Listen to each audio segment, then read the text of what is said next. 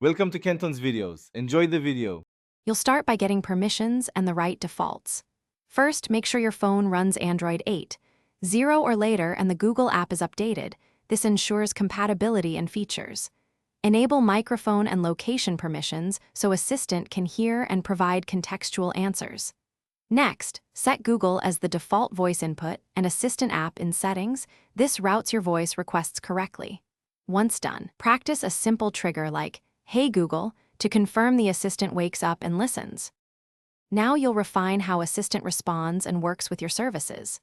Train the voice model by repeating the wake phrase so recognition improves over time. This reduces false triggers and increases privacy.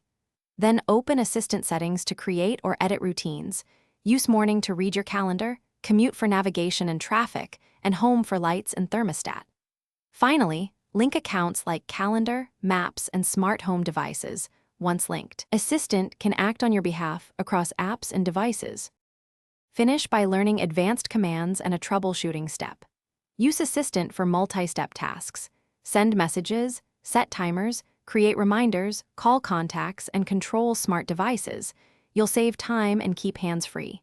Adjust sensitivity and personal results in Assistant settings to balance responsiveness versus accidental triggers.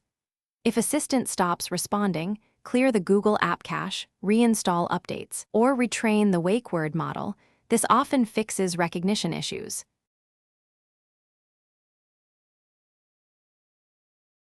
Thanks for watching. Consider subscribing if we helped you.